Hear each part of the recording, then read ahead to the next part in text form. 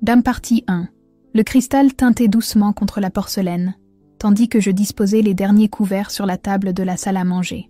15 années de mariage m'avaient appris à connaître les goûts de la famille de Pierre par cœur. Sa mère préférait les verres en cristal de baccarat.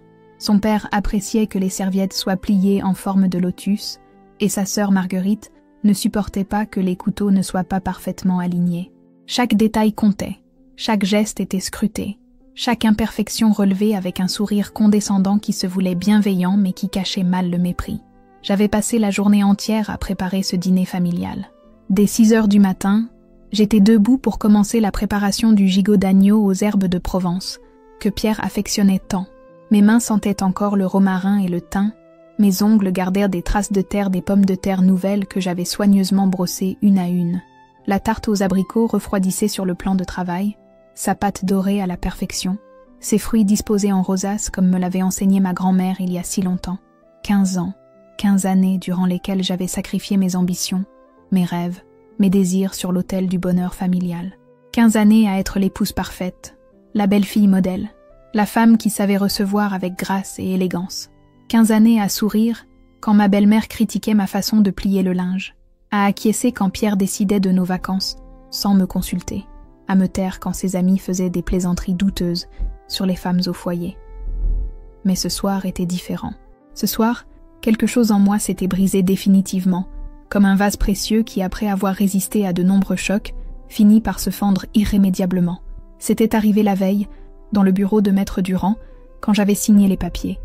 Mes mains tremblèrent légèrement, non pas de peur, mais d'excitation. Pour la première fois depuis si longtemps, j'avais l'impression de reprendre le contrôle de ma vie. Pierre était rentré de son travail vers 18 heures, comme à son habitude. Il dirigeait une entreprise de conseil en management, un poste qui lui conférait une certaine prestance sociale dont il aimait se prévaloir lors des dîners mondains. Il avait claqué la porte d'entrée avec cette désinvolture qui m'agaçait tant, jeté ses clés sur la console de l'entrée sans un regard pour le bouquet de pivoine que j'avais disposé avec soin le matin même. « Sophie, j'espère que tout est prêt. Ma famille arrive dans 1 heure et tu sais comme ma mère déteste attendre, » avait-il lancé, en desserrant sa cravate, sans même prendre la peine de me saluer.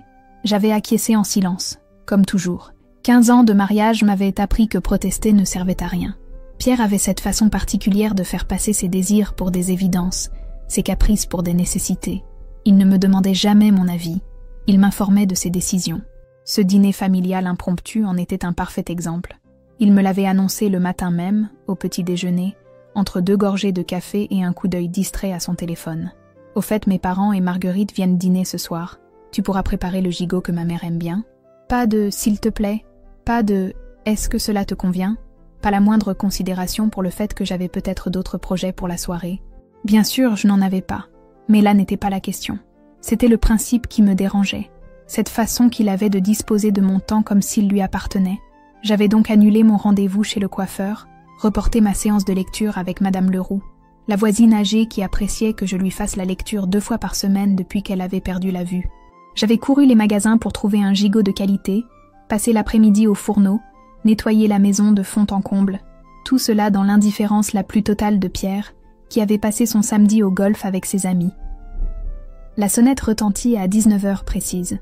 Les parents de Pierre avaient cette ponctualité maniaque qui frisait l'obsession. Jacques, son père, était un homme de 68 ans aux cheveux argentés toujours impeccablement coiffés, ancien directeur d'une compagnie d'assurance.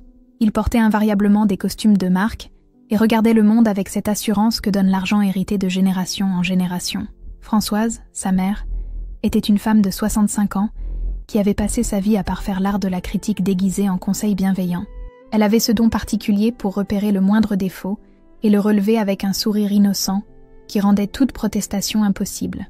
Marguerite arriva quelques minutes plus tard, accompagnée de son mari Bernard et de leurs 2 enfants. Elle était avocate dans un grand cabinet parisien, mère de famille épanouie, femme accomplie selon les critères de sa famille.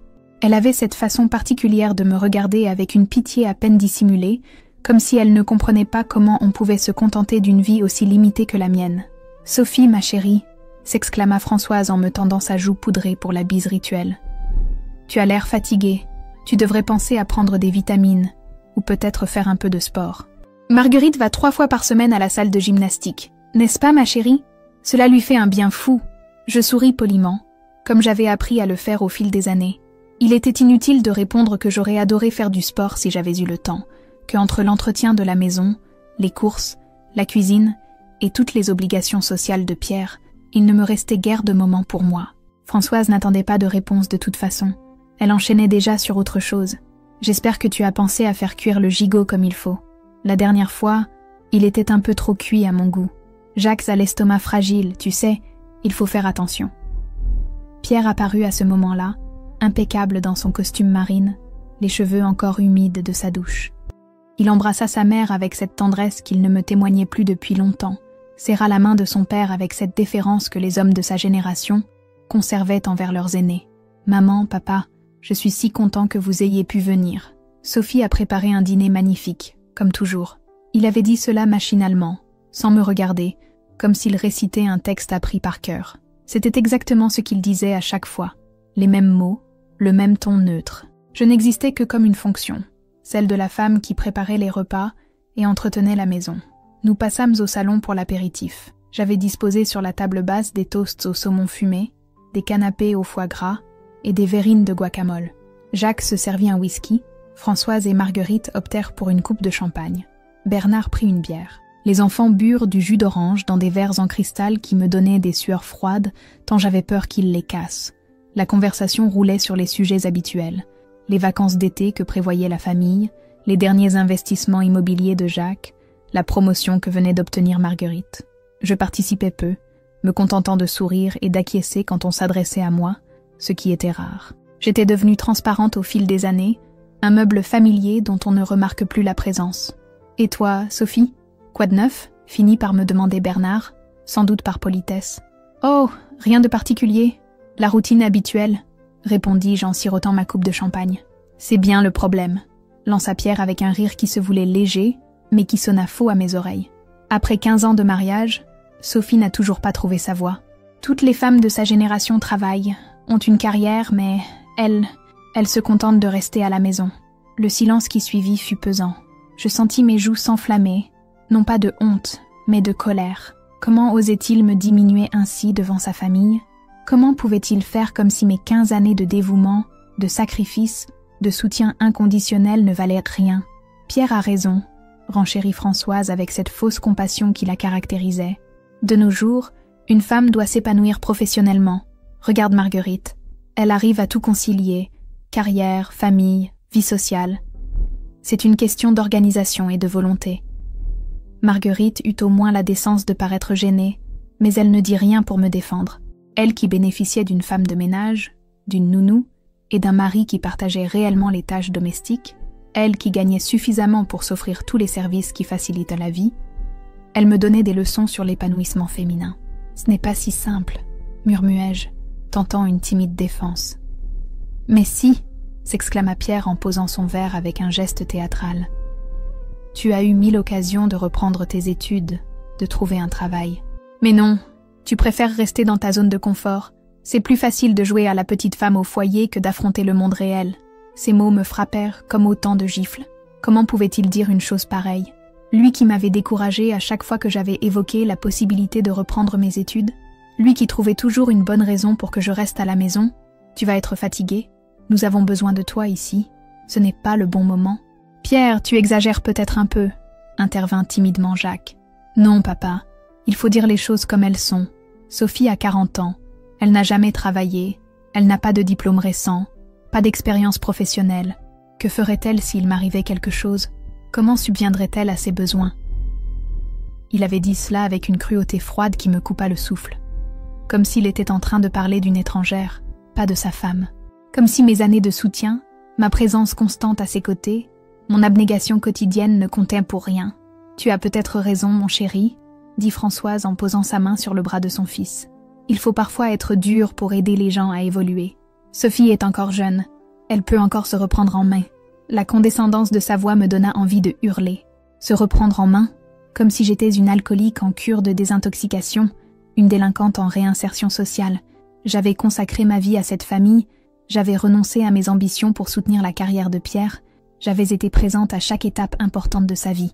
Et voilà comment on me remerciait. « Maman a raison », approuva Marguerite. « Il n'est jamais trop tard pour commencer. Regarde, Moi, j'ai repris mes études après la naissance de Julien. C'était dur, mais j'y suis arrivée. Tout est une question de motivation. Elle omettait de préciser qu'elle avait repris ses études de droit dans une école privée payée par ses parents, qu'elle avait bénéficié d'une bourse d'excellence et que Bernard s'occupait des enfants pendant qu'elle étudiait. Facile de donner des leçons quand on a tous les atouts en main. Le dîner se poursuivit dans cette ambiance pesante. Je servais mécaniquement les plats, remplissais les verres, débarrassais les assiettes, tout en sentant peser sur moi le regard compatissant de cette famille qui avait décidé de faire de moi leur sujet de conversation du soir.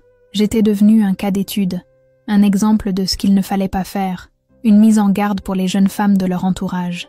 Pierre en rajoutait à chaque service, multipliant les remarques blessantes avec cette désinvolture cruelle qui me laissait sans voix. Il racontait avec délectation mes échecs supposés, mes manques d'initiative, mes peurs imaginaires. Il dressait le portrait d'une femme faible, peureuse, incapable de prendre sa vie en main. Et le pire, c'est que sa famille l'approuvait, acquiesçait, abondait dans son sens. Le problème avec Sophie, disait-il en découpant son gigot, c'est qu'elle manque d'ambition. Elle se contente de peu. Moi, après 15 ans de mariage, j'ai l'impression d'avoir épousé une femme qui n'évolue pas, qui reste figée dans un rôle dépassé. « Tu es dur, mon chéri », murmura Françoise, mais son ton indiquait clairement qu'elle approuvait ses paroles. « Il faut être dur, maman. Sophie doit comprendre qu'elle ne peut pas continuer comme ça. Moi, j'ai une carrière, des responsabilités, des ambitions. J'ai besoin d'une épouse à la hauteur, pas d'une femme au foyer qui n'a rien d'intéressant à raconter. » Ces mots furent comme un coup de poignard en plein cœur. Une épouse à la hauteur? Mais qu'avais-je fait d'autre pendant 15 ans que d'essayer d'être à la hauteur de ses exigences? Qu'avais-je fait d'autre que de sacrifier mes propres aspirations pour soutenir les siennes? « Pierre, tu vas trop loin », tenta de l'arrêter Bernard, visiblement mal à l'aise. « Non, il a raison », intervint Marguerite. « Sophie doit réagir. Elle ne peut pas continuer à vivre par procuration. Regarde-nous tous autour de cette table. Papa était directeur d'entreprise, maman était professeure avant de s'occuper de nous, moi je suis avocate, Bernard est ingénieur, et Sophie? Que fait Sophie? Sophie s'occupe de moi, répondis-je enfin, ma voix tremblant légèrement. Sophie s'occupe de cette maison, de ces dîners que vous appréciez tant, de tous les détails qui font que votre fils et frère peut se concentrer sur sa carrière sans se soucier de rien d'autre. Mais enfin, Sophie, soupira Françoise, ce n'est plus suffisant de nos jours. Les femmes doivent s'épanouir, avoir leur propre identité professionnelle. Tu ne peux pas rester éternellement dans l'ombre de Pierre. Dans l'ombre, répétai-je, incrédule. Oui, dans l'ombre, confirma Pierre avec une assurance qui me sidéra. Tu n'existes que par rapport à moi. Tu es la femme de Pierre. Point final. Tu n'as pas d'identité propre, pas de personnalité professionnelle, pas de réseau, pas d'indépendance financière. Après 15 ans de mariage, je mérite mieux qu'une femme qui n'a jamais travaillé. Sa dernière phrase résonna dans la salle à manger comme un couperet. Toute la famille éclata de rire, un rire gêné mais complice. Le rire de ceux qui partagent une vérité qu'ils n'osent habituellement pas exprimer aussi crûment. C'est à ce moment-là que quelque chose en moi se brisa définitivement. Quelque chose d'irréparable, comme une corde de violon qui cède sous la tension. Je posai délicatement ma serviette sur la table, mes gestes lents et mesurés, contrastant avec l'agitation qui régnait dans mon cœur. « Tu as raison, Pierre », dis-je d'une voix étonnamment calme. « C'est pourquoi j'ai accepté l'offre d'hier. » Le rire s'arrêta net. Un silence de plomb s'abattit sur la table. Françoise, qui était en train de porter son verre à ses lèvres, suspendit son geste. Marguerite cessa de mâcher. Jacques posa sa fourchette. Même les enfants, qui jusque-là bavardaient entre eux, se turent instinctivement. « Quelle offre ?» demanda Françoise, un ricanement nerveux dans la voix, comme si elle s'attendait à une plaisanterie de mauvais goût. Je pris une profonde inspiration, savourant ce moment de silence. Cette attention soudaine que me portait cette famille qui m'avait ignoré toute la soirée.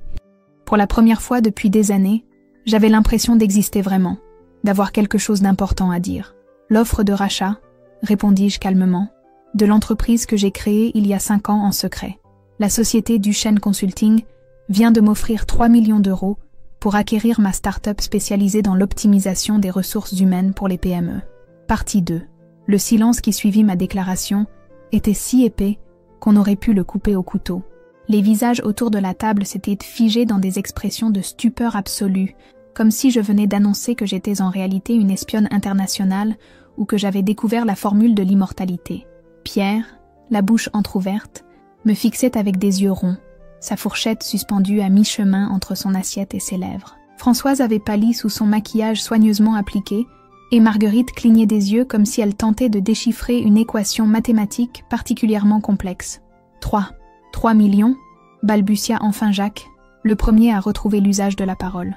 3 millions d'euros, oui, confirmai-je avec un calme olympien qui me surprenait moi-même. Plus exactement 3 200 000 euros, pour être précise. Maître Durand a finalisé les derniers détails hier après-midi dans son cabinet. Les fonds seront virés sur mon compte personnel dans les 48 heures. Je savourais chaque mot, chaque syllabe de cette révélation qui bouleversait tout l'équilibre de cette soirée. Pour la première fois depuis des années, j'avais leur attention complète, totale, indivisée. Ils me regardaient comme s'ils me découvraient pour la première fois, comme si la Sophie transparente et effacée qu'ils connaissaient venait de se métamorphoser sous leurs yeux en une créature totalement inconnue. Pierre posa brutalement sa fourchette, le métal claquant contre la porcelaine avec un bruit sec qui fit sursauter tout le monde. Tu plaisantes » Il avait dit cela d'une voix étranglée, comme s'il avait du mal à faire sortir les mots de sa gorge. « Sophie, arrête tes bêtises. Ce n'est pas le moment de... »« De quoi, Pierre » l'interrompis-je, ma voix toujours d'un calme parfait. « De dire la vérité ? De révéler ce que j'ai fait de mes journées pendant que tu me reprochais de ne rien faire de ma vie ?» Je me levai lentement, avec une grâce que je ne me connaissais pas, et me dirigeai vers le secrétaire ancien qui trônait dans un coin de la salle à manger. J'ouvris le tiroir du bas, celui que Pierre n'avait jamais pensé à fouiller, parce qu'il ne contenait selon lui que mes petites affaires sans importance, et en sortit un dossier épais, mes mains ne tremblant pas, mes gestes étaient sûrs, précis. J'avais attendu ce moment pendant si longtemps que chaque mouvement me semblait parfaitement chorégraphié. Voici les statuts de ma société, dis-je en posant le dossier sur la table, entre le plat de légumes et la corbeille de pain. SH Conseil, société par action simplifiée, créée le 15 mars 2020, capital social de 50 000 euros. Objet social, conseil en optimisation des ressources humaines pour les petites et moyennes entreprises. Marguerite tendit une main tremblante vers le dossier, mais je l'arrêtai d'un geste. Pas encore, Marguerite. Laisse-moi d'abord vous expliquer comment votre pauvre Sophie, qui ne fait rien de sa vie, a réussi à bâtir en 5 ans une entreprise que les plus gros cabinets de conseil se disputent aujourd'hui. Je retournai m'asseoir, croisant les jambes avec une élégance que je puisais dans une assurance nouvelle. Tout a commencé il y a 6 ans, Pierre, quand tu as eu cette promotion au sein de ton entreprise. Tu te souviens ? Tu étais si fier, si heureux. Tu rentrais le soir en me racontant les problèmes que rencontrèrent tes clients, les difficultés qu'ils avaient à optimiser leur gestion du personnel. Pierre me regardait fixement, comme hypnotisé. Il avait l'air d'un homme qui voit s'effondrer toutes ses certitudes d'un coup. Je me souviens, murmura-t-il. Bien sûr que tu te souviens. Tu adorais avoir un public pour tes récits professionnels. Et moi, j'écoutais. J'écoutais tout, Pierre. Chaque détail, chaque problème, chaque solution que tu évoquais. Et figure-toi que pendant que tu parlais, moi, je réfléchissais. Je marquais une pause, savourant l'attention soutenue de mon auditoire. Françoise n'avait pas bougé d'un millimètre, ses yeux rivés sur moi avec une expression que je n'arrivais pas à déchiffrer. Était-ce de l'admiration, de la colère, de l'incrédulité? Peu importait. Pour la première fois de ma vie, j'étais le centre de l'attention de cette famille, et je comptais bien en profiter. J'ai commencé par me documenter. Pendant que vous pensiez tous que je passais mes journées à regarder des émissions de télévision ou à faire du shopping, moi j'étudiais. J'ai suivi des cours en ligne, obtenu des certifications en gestion des ressources humaines, en management, en psychologie organisationnelle. 3 ans d'études intensives, Pierre. 3 ans pendant lesquels je me levais à 5 heures du matin pour étudier avant que tu ne te réveilles, et où je continuais tard le soir quand tu dormais. Mais c'est impossible, bégaya Françoise. On l'aurait su, on l'aurait remarqué. Vraiment ? Répliquai-je avec un sourire qui n'avait rien d'amical. Vous qui me trouviez si transparente, si insignifiante, vous qui ne me posiez jamais de questions sur mes journées, qui ne vous intéressiez qu'à savoir si le dîner serait prêt à l'heure. Non, Françoise, vous n'auriez pas pu le remarquer, parce que vous ne regardiez jamais vraiment dans ma direction. Bernard, qui était resté silencieux jusqu'alors, se racla la gorge. Sophie, nous ne savions pas. Si tu nous en avais parlé... Parler de quoi, Bernard? De mes projets? De mes ambitions? À qui? À Pierre qui me coupait la parole dès que j'essayais d'aborder le sujet? À Françoise qui me considérait comme une femme sans cervelle? À Marguerite qui me regardait avec cette pitié condescendante chaque fois qu'on se voyait? Marguerite rougit violemment. Sophie, je n'ai jamais... Si, Marguerite, tu l'as fait. Vous l'avez tous fait. Vous m'avez enfermée dans un rôle, dans une image, et vous avez refusé de voir que je pouvais être autre chose que votre caricature de la femme au foyer soumise et sans ambition. Je me levai à nouveau et retournai vers le secrétaire. Cette fois, j'en sortis un ordinateur portable que je posai sur la table, l'ouvrant d'un geste sûr. L'écran s'illumina, révélant le site internet de ma société. Le logo était sobre mais élégant. SH Conseil, optimisation humaine. En dessous, une présentation professionnelle de mes services, des témoignages clients et une galerie de photos me montrant en train de donner des conférences, d'animer des séminaires, de diriger des réunions. Voici mon autre vie, annonçai-je. Celle que je menais pendant que vous pensiez que je m'ennuyais à mourir dans cette maison. Sophie Hartmann, consultante en ressources humaines, spécialisée dans l'optimisation des processus RH pour les PME de 50 à 200 employés. Pierre s'était penché vers l'écran, scrutant les photos avec une expression d'incrédulité totale. Mais quand? Comment? Quand tu partais en déplacement professionnel, Pierre? Quand tu passais tes week-ends au golf? Quand tu sortais avec tes amis?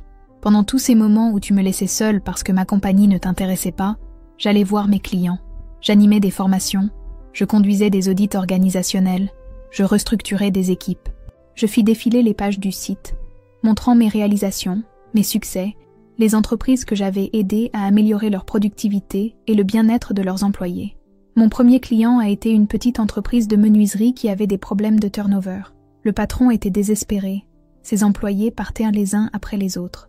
En 6 mois, j'ai réorganisé leur processus RH, mis en place un système de formation continue et de reconnaissance au mérite. Le turnover a chuté de 70%. C'est incroyable, murmura Jacques, se penchant à son tour vers l'écran. Non, Jacques, c'est du travail, du vrai travail, celui que votre fils pensait que j'étais incapable de faire. Je cliquai sur l'onglet « Références » et une liste impressionnante d'entreprises apparut à l'écran. 43 clients en 5 ans. Des PME de la région parisienne principalement, mais aussi quelques entreprises de province. Mon chiffre d'affaires a progressé de 200% chaque année. Françoise avait enfin trouvé la force de parler, mais sa voix était méconnaissable. Mais pourquoi ne nous en as-tu jamais parlé? Pourquoi ce secret? Je me tournai vers elle, et pour la première fois de la soirée, je la regardais vraiment en face, sans baisser les yeux, sans cette déférence que j'avais toujours montrée à sa famille. Parce que j'avais besoin de prouver que j'en étais capable, Françoise.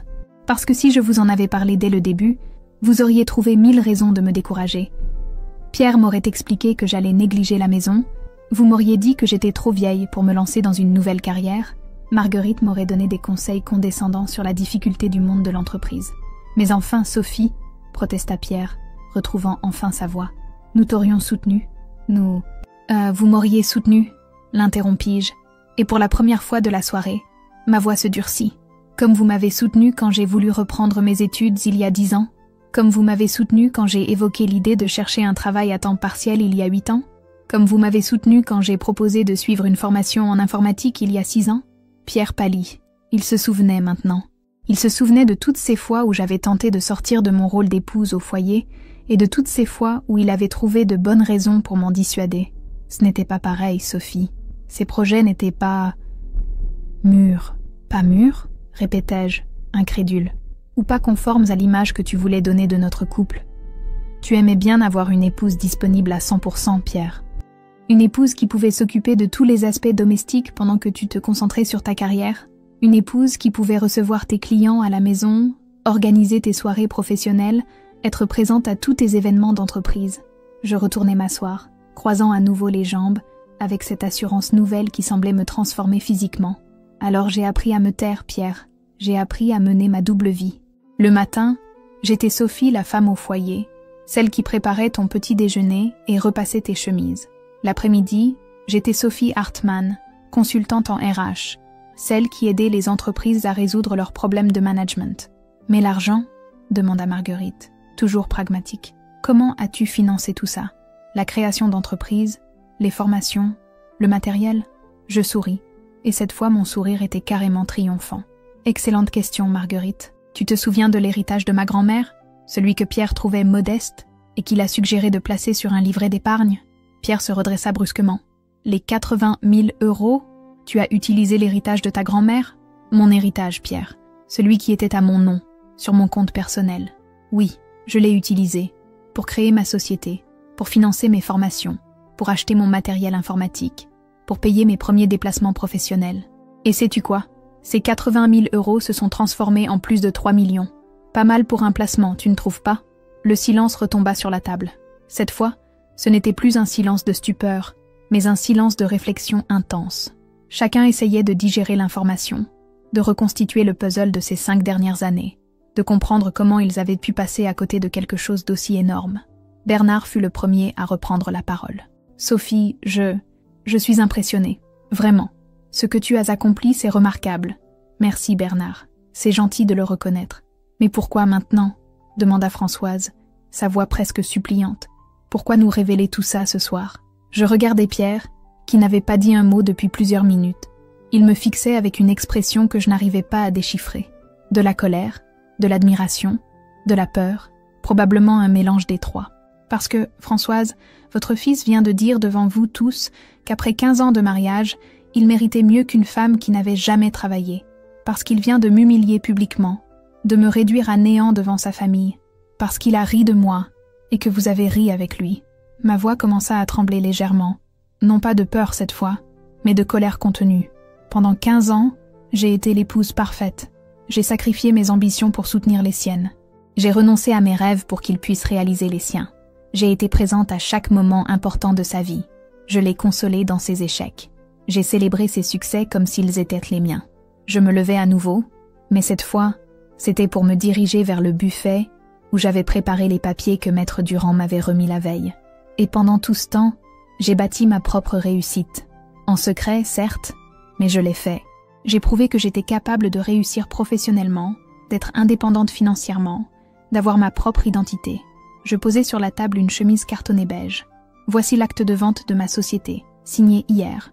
Duchesne Consulting, l'un des plus gros cabinets de conseil en France, a racheté SH Conseil pour 3 200 000 €. Mais ce n'est pas tout. J'ouvris la chemise et en sortis un autre document. Voici également le contrat de travail qu'ils m'ont proposé. Directrice associée, responsable de la division PME, salaire annuel de 180 000 € plus intéressement aux bénéfices. Bureau à Paris, équipe de 12 consultants sous ma responsabilité. Pierre était devenu livide. « Sophie, qu'est-ce que tu veux dire ?»« Je veux dire, Pierre, que ta petite femme au foyer sans ambition vient de devenir l'une des consultantes RH les mieux payées de France. Je veux dire que celle que tu trouvais si transparente, si insignifiante, va diriger une équipe dans l'un des cabinets les plus prestigieux du pays. » Je remis les documents dans la chemise avec des gestes lents et précis. Je veux dire aussi que j'ai accepté leur offre. Tout. La vente de ma société et le poste qu'ils me proposent. Je commence lundi prochain. Lundi ? Répéta Marguerite, incrédule. Mais c'est dans 3 jours. Exactement. Dans 3 jours, je commencerai ma nouvelle vie, ma vraie vie. Celle où je ne serai plus la femme de Pierre, mais Sophie Hartmann, directrice associée chez Duchesne Consulting. Je me dirigeais vers la porte de la salle à manger, puis me retournai vers eux. Ils me regardèrent tous avec des expressions différentes, mais dans leurs yeux, je lisais la même chose. Ils venaient de comprendre qu'ils ne me connaissaient pas, que pendant 15 ans, ils avaient vécu avec une étrangère sans s'en rendre compte. Oh, j'oubliais, ajoutai-je avec un sourire qui se voulait désinvolte. J'ai aussi signé les papiers de la maison. Cette maison que nous avons achetée ensemble il y a 10 ans, celle dont tu pensais qu'elle était à nos 2 noms, en réalité, elle est entièrement à mon nom depuis le début. Mon notaire a découvert une erreur dans l'acte de vente original. Une erreur que je n'ai jamais pris la peine de corriger. Pierre se leva d'un bond, renversant sa chaise. « Quoi ? Mais c'est impossible. J'ai participé au financement, Tu as participé au financement, c'est vrai. Mais légalement, Pierre, cette maison m'appartient. Entièrement. Les papiers sont formels. » Je marquai une pause, savourant l'effet de mes paroles. « Bien sûr, en tant qu'époux, tu as le droit d'y habiter. Mais si nous devions nous séparer... » Je laissai ma phrase en suspens, appréciant le silence de mort qui s'était abattu sur la pièce. Pierre me fixait avec des yeux exorbités, comme s'il venait de voir un fantôme. Françoise avait porté sa main à sa bouche. Marguerite regardait alternativement son frère et moi avec une expression de panique croissante. « Nous séparer ?» articula enfin Pierre d'une voix blanche. « Sophie, qu'est-ce que tu veux dire ? Je veux dire, mon cher époux, que tes paroles de ce soir ont été l'électrochoc dont j'avais besoin. Tu as raison. Après 15 ans, Tu mérites mieux qu'une femme qui n'a jamais travaillé. Et moi, j'ai découvert que je méritais mieux qu'un mari qui ne me voit pas, ne me respecte pas, et qui m'humilie devant sa famille. Je me dirigeais vers l'escalier qui menait à l'étage. Je monte faire mes valises. Mon avocat t'enverra les papiers du divorce la semaine prochaine. Bonne soirée à tous. Et sur ces mots, je quittais la salle à manger, laissant derrière moi une famille en état de choc total, et 15 années d'une vie qui venait de s'effondrer en une seule soirée. Partie 3, je montais les marches de l'escalier une à une, mes pas résonnant dans le silence pesant qui s'était abattu sur la maison. Derrière moi, j'entendais des murmures confus, des bribes de conversation étouffées, le bruit d'une chaise qu'on tirait nerveusement. Ils devaient être en train de digérer ce qui venait de se passer, d'essayer de comprendre comment leur monde venait de basculer en l'espace de quelques révélations. Une fois dans notre chambre, ma chambre, me corrigeais-je mentalement, je fermais la porte derrière moi et m'adossais contre le battant. Mon cœur battait la chamade, non pas de stress, mais d'exaltation pure. J'avais l'impression d'avoir couru un marathon et d'avoir franchi la ligne d'arrivée en vainqueur. Pendant 15 ans, j'avais gardé ce secret, j'avais mené cette double vie, et ce soir, enfin, j'avais pu révéler qui j'étais vraiment. Je me dirigeais vers la penderie et en sortis la grande valise en cuir que nous avions achetée pour notre voyage de noces. Ironique, pensais-je en la posant sur le lit. Cette valise qui avait contenu mes robes de jeune mariée allait maintenant emporter les affaires de la femme que j'étais devenue. Je commençais à y ranger méthodiquement mes vêtements, en commençant par mes tailleurs professionnels. Ces tailleurs que Pierre n'avait jamais vus, que j'achetais en secret, et que je gardais dans un garde-meuble loué sous mon nom de jeune fille. Chaque vêtement que je pliais avait une histoire. Ce tailleur bleu marine, je l'avais porté lors de ma première grande présentation devant un comité de direction. Cette robe fourreau grise, c'était pour la signature du contrat avec l'entreprise de BTP qui m'avait fait confiance malgré mon jeune âge dans le métier. Ce blazer bordeaux, pour la conférence que j'avais donnée devant 200 chefs d'entreprise sur l'optimisation des processus RH. Alors que je rangeais mes affaires, mes pensées dérivèrent vers les débuts de mon aventure entrepreneuriale. Tout avait commencé par une frustration. Pierre rentrait le soir en se plaignant des problèmes de son entreprise, particulièrement des dysfonctionnements dans la gestion du personnel.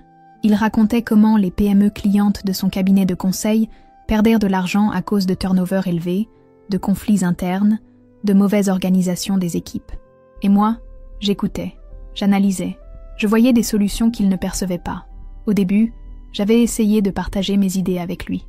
Et si l'entreprise mettait en place un système de mentoring, suggérais-je, et si elle organisait des entretiens de suivi plus fréquents? Mais Pierre balayait mes propositions d'un revers de main. « Tu ne connais pas le monde de l'entreprise, Sophie. C'est plus compliqué que ça. » Cette phrase, il me l'avait répétée si souvent que j'avais fini par la croire, jusqu'au jour où j'avais décidé de prouver le contraire. Ma première formation en ligne avait été un cours sur la psychologie organisationnelle dispensé par une université américaine. Je me levais à 5 heures du matin, je m'installais dans la cuisine avec mon ordinateur portable et mes écouteurs, et je suivais les cours avant que Pierre ne se réveille. Au début, c'était difficile. Je n'avais pas étudié depuis longtemps. Le vocabulaire technique me dépassait souvent.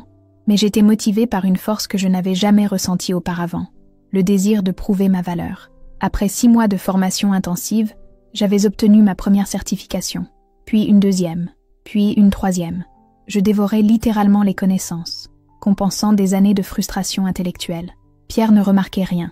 Il partait tôt le matin, rentrait tard le soir, et quand il était là, il était soit au téléphone avec ses clients, soit affalé devant la télévision.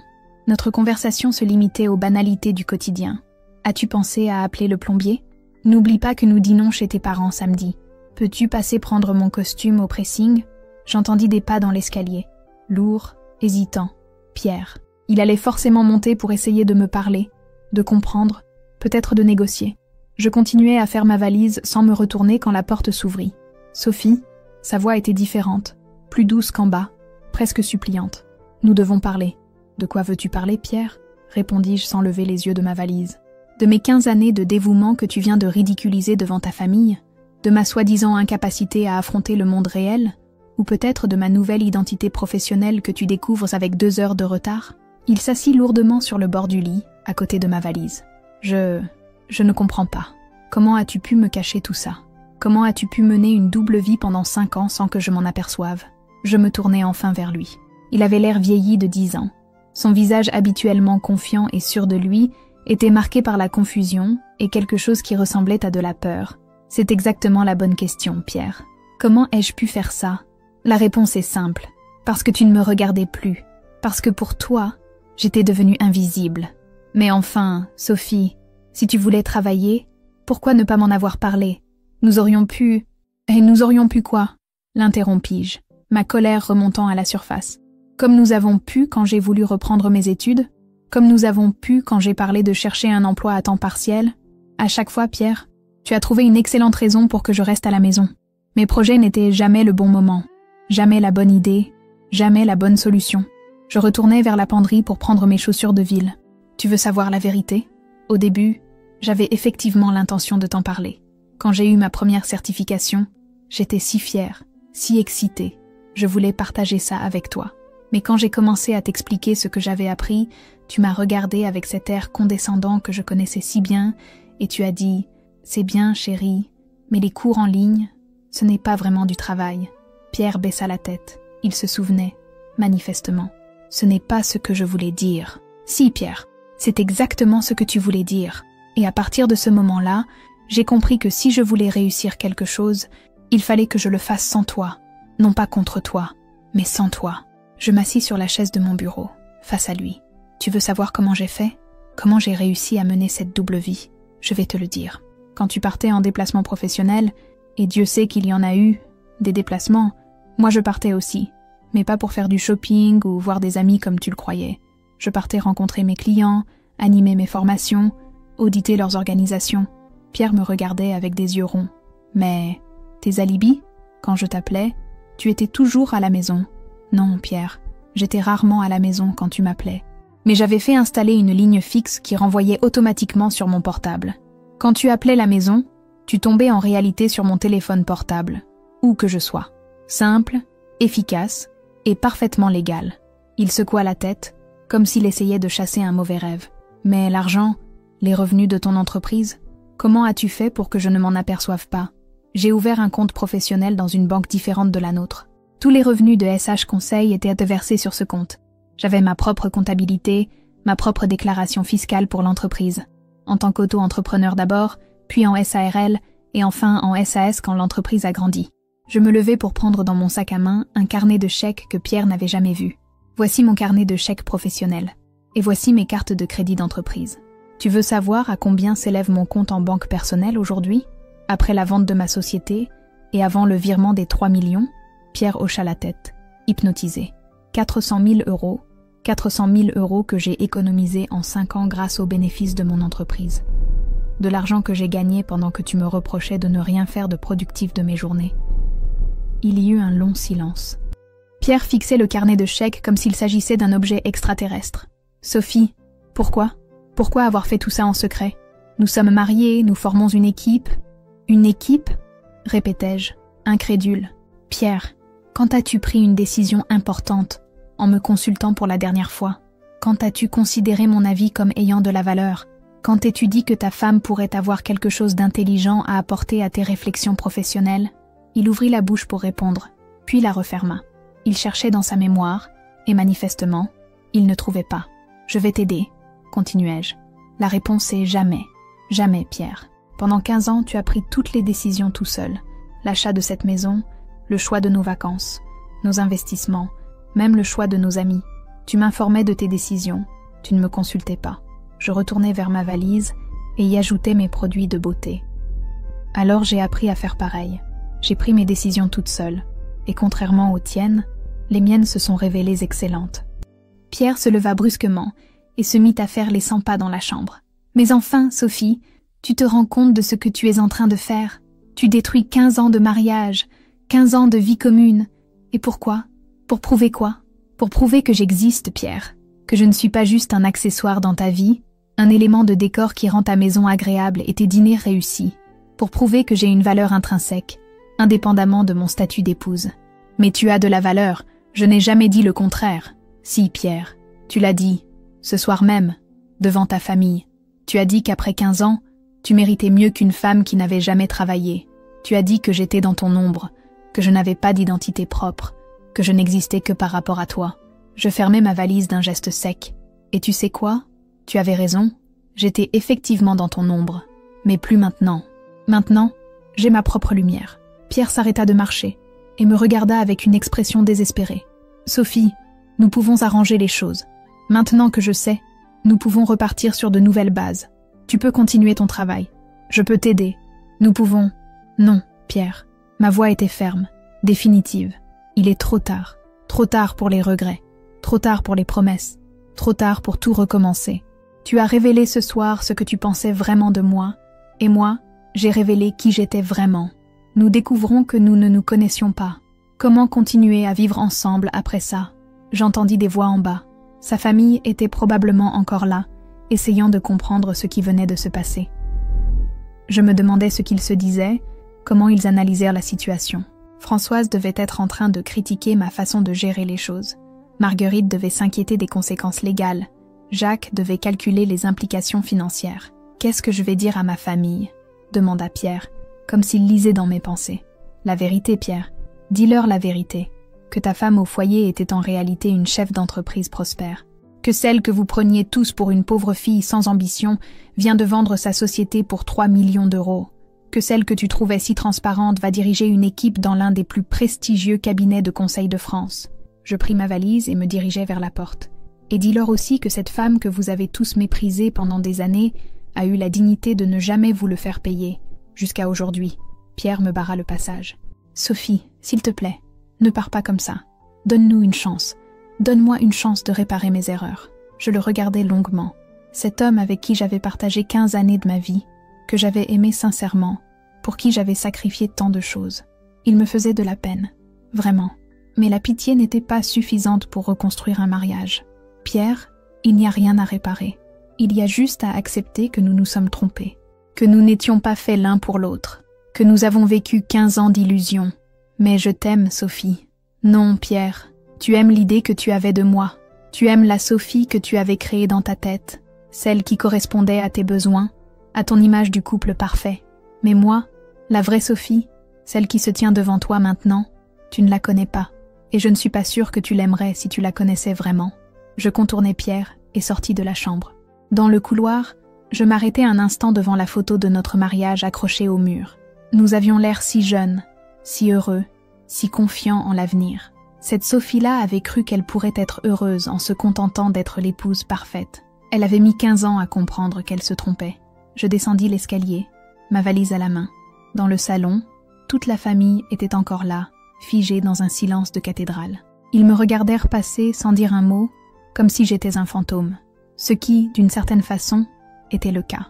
La Sophie qu'ils connaissaient venait de mourir, et celle qui la remplaçait leur était totalement étrangère. Arrivé dans l'entrée, je me retournai vers eux une dernière fois. « Je vous souhaite une excellente fin de soirée. » Le gigot était parfait au fait, comme toujours.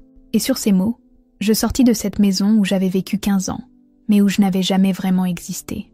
Partie 4. 6 mois plus tard, je me tenais devant les immenses baies vitrées de mon bureau, au 23e étage de la tour Montparnasse. Paris s'étendait à mes pieds, scintillant sous le soleil de janvier. Mon reflet dans la vitre me renvoyait l'image d'une femme que j'avais du mal à reconnaître parfois. Cheveux coupés au carré dans un style moderne et sophistiqué, tailleur anthracite parfaitement ajusté, escarpin de cuir italien, et surtout, cette assurance dans le regard que je n'avais jamais eue auparavant. Directrice associée chez Duchesne Consulting. Ces mots résonnaient encore étrangement à mes oreilles, même après 6 mois. Ma division PME était devenue l'une des plus rentables du cabinet. Mes méthodes d'optimisation RH faisaient école, et mon équipe de 12 consultants me vouait une admiration que je découvrais encore avec surprise chaque matin. Mon assistante, Céline, frappa délicatement à la porte vitrée de mon bureau. « Madame Hartmann, votre rendez-vous de 14 heures est arrivé. Monsieur Lefebvre de l'entreprise Technosolutions. Parfait. Faites-le entrer dans 5 minutes. Le temps que je termine de consulter son dossier. » J'avais repris mon nom de jeune fille pour ma carrière professionnelle. Sophie Hartmann sonnait mieux que Sophie Dubois pour une directrice de cabinet de conseil. Mais au-delà de l'aspect pratique, c'était aussi symbolique. J'avais envie de renouer avec celle que j'étais avant mon mariage, avant ces 15 années où j'avais progressivement perdu mon identité. Mon téléphone portable vibra. Un message de Maître Durand, mon avocat. Audience de divorce fixée au 15 février. Pierre accepte enfin toutes vos conditions. Affaire close. Je souris en rangeant mon téléphone. Pierre avait tenté pendant 3 mois de contester la procédure. espérant probablement que je finirais par revenir. Ces avocats avaient essayé tous les angles d'attaque possibles. Dissimulation de revenus, abandon du domicile conjugal, rupture abusive de la vie commune. Mais mon dossier était béton. J'avais tout prévu, tout anticipé. Mes revenus professionnels étaient parfaitement légaux et déclarés. Mon départ était justifié par ces humiliations publiques. Et techniquement, c'était lui qui vivait dans ma maison, pas l'inverse. La bataille avait été rude. Pierre ne comprenait pas comment sa femme soumise et effacée avait pu se transformer en adversaire redoutable. Ses parents avaient essayé de jouer les médiateurs. Françoise m'avait même rendu visite à mon nouveau appartement près de la Bastille, tentant de me convaincre de voir raison et de penser à l'avenir. Marguerite avait usé de son statut d'avocate pour me mettre en garde contre les conséquences désastreuses d'un divorce conflictuel. Mais j'avais tenu bon. Pour la première fois de ma vie, j'avais une position de force, et j'entendais bien l'utiliser. Mon avocat, Maître Durand, était l'un des meilleurs spécialistes du droit de la famille à Paris. Ancien associé d'un grand cabinet, il avait créé son propre bureau pour défendre exclusivement les femmes dans les procédures de divorce. Notre première rencontre avait été mémorable. « Madame Hartmann », m'avait-il dit en parcourant mon dossier, « en 30 ans de carrière, je n'ai jamais vu un renversement de situation aussi spectaculaire. Votre mari ne sait pas à qui il a affaire. » Et effectivement, Pierre n'avait pas compris tout de suite. Au début, il pensait que ma révélation n'était qu'un coup de bluff, une crise de la quarantaine qui passerait. Il avait tenté de me reconquérir, fleurs à mon bureau, dîner dans des restaurants gastronomiques, promesses de changement et de nouveaux départs. Mais j'étais immunisée contre ses charmes. Comment faire confiance à un homme qui m'avait méprisée pendant 15 ans et qui ne s'intéressait à moi que maintenant qu'il découvrait ma valeur financière? Le point de bascule était arrivé quand j'avais assigné Pierre en justice pour récupérer la jouissance exclusive de ma maison. Techniquement, il était locataire de son propre domicile conjugal. Cette ironie du sort l'avait rendu fou de rage. Ses avocats avaient tenté de prouver que j'avais volontairement induit en erreur mon époux sur la propriété du bien, mais là encore, mes papiers étaient irréprochables. L'erreur dans l'acte notarial original était authentique, et mon choix de ne pas la corriger était parfaitement légal. « Monsieur Lefebvre est là », annonça Céline en introduisant un homme d'une 50aine d'années, visiblement stressé. Philippe Lefebvre dirigeait une entreprise de solutions informatiques de 120 employés. Il faisait face à une crise majeure, la démission simultanée de 6 de ses meilleurs développeurs, partis chez un concurrent qui leur offrait de meilleures conditions. Le moral des équipes était au plus bas, la productivité chutait, et les clients commençaient à s'inquiéter des retards de livraison. « Madame Hartmann », dit-il en me serrant la main, « j'ai entendu parler de vos méthodes par Charles Moreau. Vous avez sauvé son entreprise il y a 2 ans. J'espère que vous pourrez faire quelque chose pour nous. Charles Moreau, l'un de mes premiers clients quand j'étais encore indépendante. Son entreprise de menuiserie était au bord de la faillite, rongée par un turnover catastrophique et des conflits internes permanents. En 6 mois, j'avais restructuré l'organisation, mis en place un système de formation continue et instauré un dialogue social constructif. Aujourd'hui, son entreprise était florissante et comptait 50 employés de plus qu'à mon arrivée. Asseyez-vous, monsieur Lefebvre. Racontez-moi exactement ce qui s'est passé. Pendant 1 heure, j'écoutais son récit. C'était un cas d'école, un dirigeant compétent techniquement, mais qui n'avait jamais appris à manager des équipes. Des salaires pas assez compétitifs, un système hiérarchique rigide, une absence totale de perspective d'évolution pour les employés, et surtout, une communication défaillante entre la direction et les équipes. « Monsieur Lefebvre, dis-je en prenant des notes, vos développeurs ne sont pas partis pour l'argent uniquement. Ils sont partis parce qu'ils ne se sentaient pas reconnus, pas écoutés, pas valorisés. L'augmentation de salaire proposée par votre concurrent n'était que la goutte d'eau qui a fait déborder le vase. Il me regardait avec attention, comme si chaque mot que je prononçais était une révélation. Que proposez-vous? Un audit complet de votre organisation. Entretien individuel avec vos employés, analyse de vos processus RH, étude de votre grille salariale et de vos perspectives d'évolution. Ensuite, nous élaborerons ensemble un plan de transformation sur 18 mois. Et vous pensez que ça peut marcher? Monsieur Lefebvre, j'ai un taux de réussite de 95%. Mes clients voient en moyenne leur turnover diminuer de 60%, leur productivité augmenter de 40% et leur chiffre d'affaires progresser de 25% dans les 2 ans qui suivent mon intervention. Ces chiffres, je les connaissais par cœur. Ils figuraient en bonne place sur mon CV et dans les présentations que je faisais aux clients potentiels. Chez Duchesne Consulting, j'étais devenue la référence en matière d'optimisation RH pour les PME. Mes méthodes étaient étudiées par d'autres consultants, mes conférences faisaient salle comble, et les médias spécialisés sollicitaient régulièrement mon expertise. Une fois M. Lefebvre parti, je m'accordais une pause en contemplant Paris depuis ma fenêtre. 6 mois plus tôt, jamais je n'aurais imaginé me retrouver ici, dans ce bureau prestigieux, à la tête d'une équipe de 12 personnes, gagnant plus d'argent en 1 mois que Pierre en 6.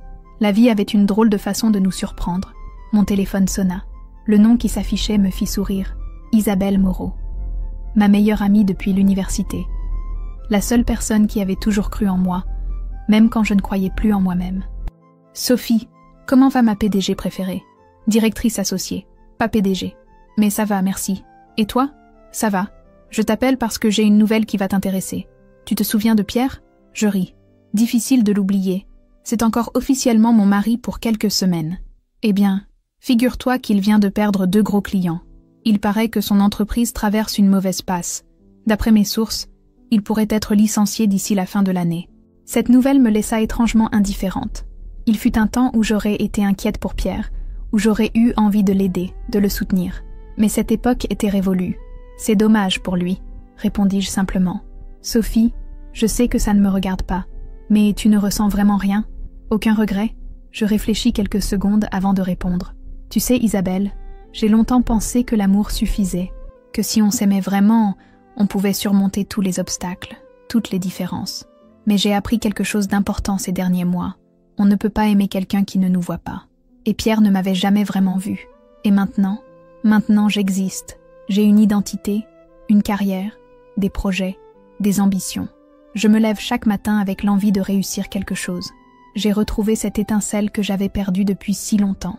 Après avoir raccroché, je retournai à mon bureau pour préparer ma présentation du lendemain. Le conseil d'administration de Duchesne Consulting se réunissait pour valider le budget de ma division pour l'année suivante. J'avais prévu de demander une augmentation de nos effectifs et l'ouverture d'une antenne en province. Mes résultats parlaient pour moi, mais dans le monde des affaires, rien n'était jamais acquis. Mon assistante frappa à nouveau. « Madame Hartmann, il y a une dame qui souhaiterait vous voir. Elle dit qu'elle est de votre famille. » Mon cœur se serra. Comment s'appelle-t-elle? Madame Françoise Dubois, ma belle-mère. Qu'est-ce qu'elle pouvait bien me vouloir? Faites-la entrer, s'il vous plaît. Françoise apparut dans l'embrasure de la porte, visiblement impressionnée par le cadre.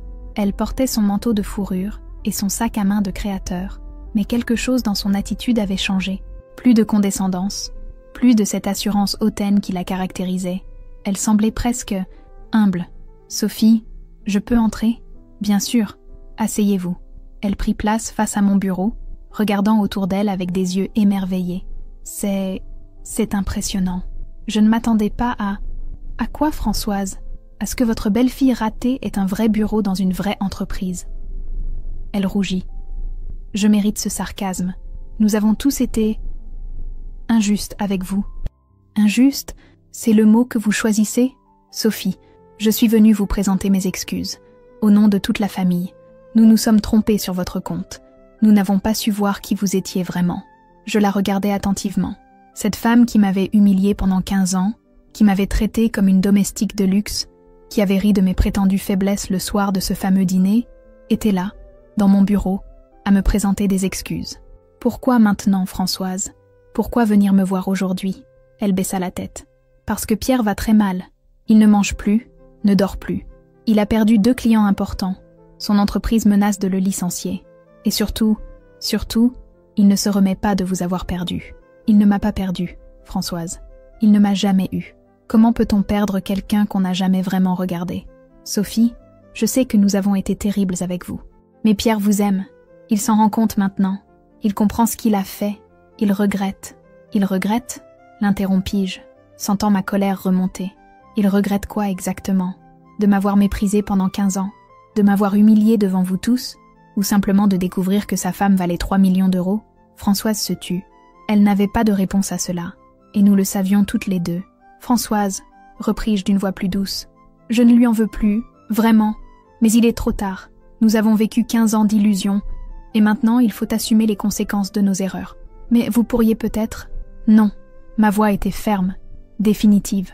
J'ai une nouvelle vie maintenant, une vie où je suis respectée, valorisée, où mes opinions comptent, une vie où je ne suis plus l'ombre de quelqu'un d'autre. Je ne reviendrai pas en arrière. Françoise resta silencieuse un long moment, puis elle se leva. « Je comprends. Et je vous admire, Sophie. Ce que vous avez accompli, c'est remarquable. J'aurais aimé avoir votre courage à votre âge. » Ces mots me touchèrent plus que je ne l'avais anticipé. « Merci, Françoise. Une dernière chose, » dit-elle en se dirigeant vers la porte. « Si jamais vous aviez besoin de quoi que ce soit, nous serons là. En dépit de tout ce qui s'est passé, vous resterez toujours de la famille pour nous. » Après son départ, je restai longtemps immobile dans mon fauteuil, regardant Paris s'illuminer progressivement dans la nuit tombante. Cette visite m'avait troublée, mais elle avait aussi confirmé quelque chose d'important. J'avais fait le bon choix. Pour la première fois de ma vie, j'étais vraiment libre. Partie 5. 2 ans plus tard, je me tenais sur la scène du Palais des Congrès de Paris, face à une audience de 800 chefs d'entreprise venus assister à ma conférence sur l'art de révéler les talents cachés en entreprise. Les projecteurs m'éblouissaient légèrement, mais j'avais appris à apprivoiser cette sensation. Prendre la parole en public était devenu une seconde nature, bien loin de la femme timide et effacée que j'avais été. « Mesdames et messieurs, » commençai-je, ma voix portant clairement dans l'immense auditorium, « combien d'entre vous ont dans leurs équipes des personnes qu'ils considèrent comme moyennes, sans potentiel particulier, destinées à rester dans l'ombre? Combien d'entre vous passent à côté de talents exceptionnels, simplement parce qu'ils ne savent pas regarder ?» Un murmure parcourut l'assistance. Cette introduction, je l'avais peaufinée pendant des mois, et elle avait toujours l'effet escompté. Elle posait d'emblée la question centrale de mon approche. Comment révéler les potentiels cachés? Il y a 3 ans, poursuivis-je, j'ai rencontré une femme de ménage dans une entreprise que j'auditais. Cette femme, appelons-la Marie, travaillait là depuis 15 ans. Invisible aux yeux de tous, elle nettoyait les bureaux après les heures de travail. Mais Marie avait remarqué des choses que personne d'autre n'avait vues. Les dysfonctionnements de l'organisation, les pertes de temps, les sources de conflits. Elle avait des solutions, des idées brillantes, mais personne ne l'écoutait, personne ne la voyait vraiment. Je marquai une pause, laissant l'information faire son effet. Dans le public, je voyais des visages attentifs, certains pensifs, d'autres sceptiques. Aujourd'hui, Marie est responsable de l'optimisation des processus dans cette même entreprise. Son salaire a été multiplié par 4, et ses innovations ont permis à l'entreprise d'économiser 2 millions d'euros en 2 ans. Marie avait un talent exceptionnel. Il suffisait que quelqu'un daigne la regarder. L'applaudissement fut spontané et nourri. Cette histoire était vraie, et elle illustrait parfaitement ma philosophie. Dans chaque organisation, il y a des talents cachés qui attendent qu'on leur donne leur chance. Ma conférence dura 1h30. Je parlais de reconnaissance, de valorisation, de l'importance d'écouter tous les membres d'une équipe. Je donnais des exemples concrets, des méthodes pratiques, des outils que les dirigeants pouvaient mettre en place dès le lendemain. Quand je terminais, l'ovation fut longue et chaleureuse. En coulisses, mon attaché de presse m'attendait avec une pile de demandes d'interview. Ma notoriété avait explosé ces derniers mois. Mon livre, Les talents invisibles, était devenu un best-seller, traduit en 12 langues. Les médias se disputaient mes interventions, et mon agenda était complet pour les 6 mois à venir. « Sophie, » me dit Valérie, mon attachée de presse, « France Inter souhaite vous avoir demain matin, et Le Figaro voudrait faire un portrait de vous pour leur supplément économique du week-end. D'accord pour France Inter, mais décale Le Figaro à la semaine prochaine. J'ai un dîner important ce soir. » Ce dîner, c'était avec David Chen, le PDG d'un groupe international qui souhaitait que j'intègre son conseil d'administration. À 43 ans, j'étais devenue l'une des expertes les plus reconnues en optimisation des ressources humaines en Europe. Les offres affluaient de toutes parts. Postes de direction, conseil d'administration, partenariat stratégique. 3 heures plus tard, j'étais installée dans le salon VIP du Bristol, face à David Chen. Cet homme de 50 ans dirigeait un empire de 15 000 employés, répartis sur 4 continents. Il me proposait de rejoindre son conseil d'administration avec un package annuel de 300 000 €, plus des stocks options qui pourraient valoir des millions dans quelques années. « Sophie, » me dit-il en sirotant son champagne, « votre réputation n'est plus à faire. Vos méthodes révolutionnent la façon dont les entreprises gèrent leurs talents. J'aimerais que vous nous aidiez à optimiser nos processus RH à l'échelle internationale. C'est un défi passionnant, David. Mais vous savez que mes méthodes demandent du temps. On ne transforme pas une culture d'entreprise en quelques mois. Nous avons le temps. Et surtout, nous avons les moyens de vous donner carte blanche. Carte blanche. » Ces mots résonnaient agréablement à mes oreilles.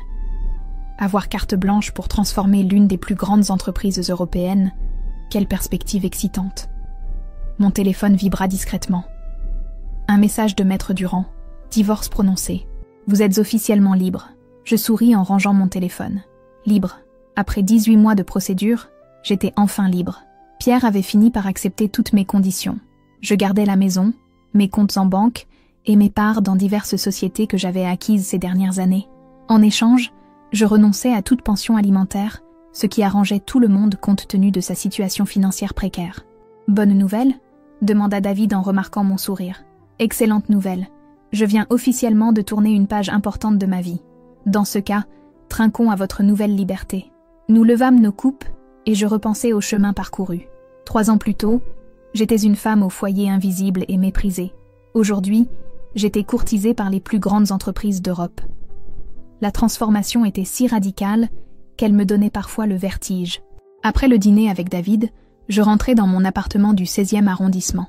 300 mètres carrés avec vue sur la tour Eiffel que j'avais acheté comptant l'année précédente. L'appartement était décoré avec goût, mélange de modernité et de classique, à l'image de la femme que j'étais devenue. En ouvrant ma boîte aux lettres, je trouvais une enveloppe à mon nom, avec une écriture que je reconnus immédiatement. Pierre. Nous n'avions plus eu de contact direct depuis notre séparation, toute la communication passant par nos avocats. Que pouvait-il bien me vouloir maintenant que le divorce était prononcé? Je montai chez moi avant d'ouvrir la lettre. L'écriture était moins assurée qu'autrefois, plus hésitante. Chère Sophie, j'apprends par la presse tes succès extraordinaires. Je te vois à la télévision, je lis tes interviews dans les journaux, j'entends parler de toi partout où je vais. Tu es devenue ce que tu as toujours mérité d'être, une femme remarquable et respectée. Je ne t'écris pas pour te demander de revenir. Je sais que c'est trop tard, et je sais aussi que tu es infiniment mieux sans moi. Je t'écris simplement pour te dire quelque chose que j'aurais dû te dire il y a longtemps.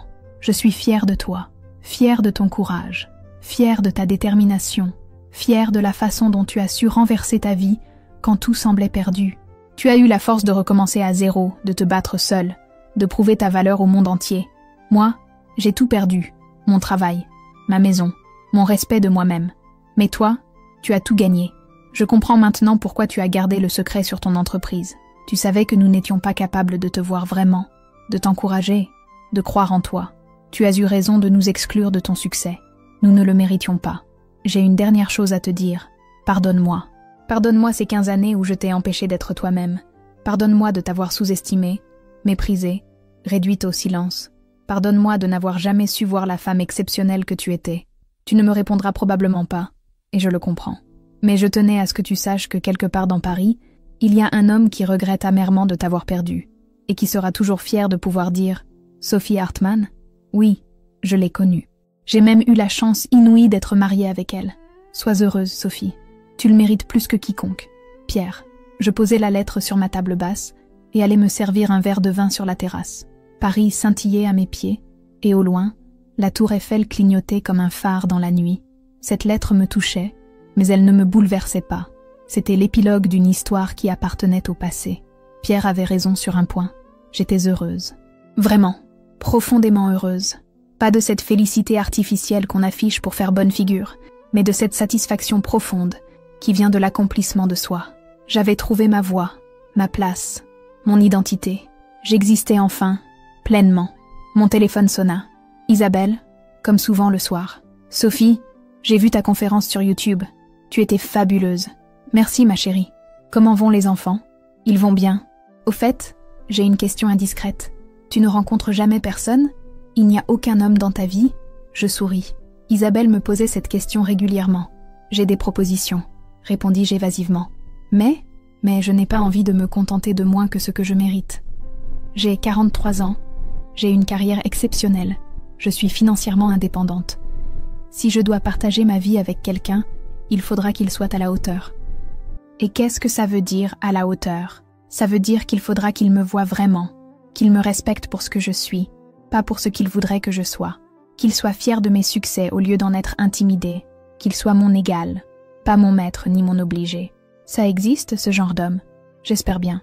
Et si ça n'existe pas, alors je resterai seule. Et tu sais quoi? Ce ne sera pas un drame. J'ai appris à être heureuse toute seule. Après avoir raccroché, je restai longtemps sur ma terrasse, savourant la douceur de cette soirée de printemps. Dans quelques semaines, j'allais publier mon 2e livre, L'art de se réinventer. L'éditeur prévoyait déjà une tournée européenne pour la promotion. Mon émission de télévision sur la gestion des talents humains démarrerait à la rentrée, et David Chen attendait ma réponse pour son conseil d'administration. Ma vie était pleine, riche, passionnante. Parfois, quand je repensais à cette soirée de dîner qui avait tout changé, j'avais l'impression de parler d'une autre personne. Cette Sophie effacée et soumise qui acceptait les humiliations en silence. Qui était-elle? Comment avais-je pu vivre si longtemps dans l'ombre de moi-même? La réponse était simple, parce que personne ne m'avait jamais dit que j'avais le droit d'exister pleinement. Parce qu'on m'avait enseigné que le bonheur d'une femme passait par l'effacement de soi au profit des autres.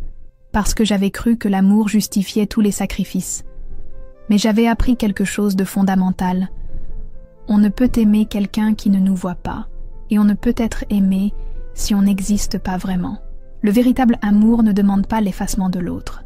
Il révèle au contraire tout son potentiel. En rentrant dans mon salon, mon regard tomba sur la photo que j'avais fait encadrer et qui trônait sur ma cheminée. C'était un cliché, pris lors de ma conférence TEDx l'année précédente. On m'y voyait sur scène, face à un public de 2000 personnes, les bras légèrement écartés dans un geste d'ouverture, un sourire confiant aux lèvres. Cette photo résumait tout. J'étais enfin devenue visible. Le lendemain matin, je me réveillais avec une idée. Une idée qui me trottait dans la tête depuis quelques semaines et qui venait de prendre forme définitivement. Je voulais créer une fondation pour aider les femmes à se réinventer professionnellement après un divorce ou une période difficile, leur donner les outils, la formation, le soutien psychologique nécessaire pour rebondir et révéler leurs talents cachés. Cette fondation, je l'appellerais Phénix, comme l'oiseau mythologique qui renaît de ses cendres, parce que c'était exactement ce qui m'était arrivé et parce que je savais que d'autres femmes vivaient la même situation que moi 3 ans plus tôt. J'appelai mon assistant pour lui demander de prendre rendez-vous avec mon avocat et mon expert comptable. Il était temps de donner vie à ce projet. J'avais les moyens financiers, l'expérience et surtout l'envie de transmettre ce que j'avais appris. En fin d'après-midi, je reçus un appel inattendu. C'était Marguerite, l'ex-belle-sœur que je n'avais pas revue depuis le fameux dîner. « Sophie, c'est Marguerite. Je peux te voir ?» Sa voix était différente, moins assurée qu'autrefois. « Bien sûr. Qu'est-ce qui se passe ? J'ai besoin de tes conseils, professionnellement. Bernard et moi, nous divorçons, et je me rends compte que malgré ma carrière d'avocate, je ne sais pas comment gérer cette situation. J'ai pensé que tu pourrais peut-être... » Je souris. La roue tournait, décidément. « Viens à mon bureau demain à 16h. Nous parlerons. » Le soir même, en préparant ma présentation pour le conseil d'administration de David Chen, je repensais à tous ces bouleversements. En 3 ans, j'étais passée du statut de femme au foyer invisible à celui d'experte reconnue internationalement. J'avais découvert que j'avais des talents que j'ignorais, une force que je ne soupçonnais pas, une capacité de résilience qui m'étonnait encore. Mais surtout, j'avais appris la leçon la plus importante de ma vie. On ne peut donner aux autres que ce qu'on possède soi-même. Pendant 15 ans, j'avais essayé de donner de l'amour en me vidant de ma substance. Aujourd'hui, je savais qu'on ne peut vraiment aimer que quand on s'aime soi-même, qu'on ne peut être respecté que quand on se respecte, qu'on ne peut exister aux yeux des autres que quand on existe d'abord à ses propres yeux. Cette nuit-là, en m'endormant dans mon lit king size face aux lumières de Paris, je pensais à cette phrase que j'avais prononcée lors d'une interview récente. Il n'est jamais trop tard pour devenir celle qu'on a toujours été au fond de soi. C'était exactement ce qui m'était arrivé. J'avais enfin révélé Sophie Hartmann, cette femme qui existait depuis toujours, mais qui attendait qu'on lui donne sa chance.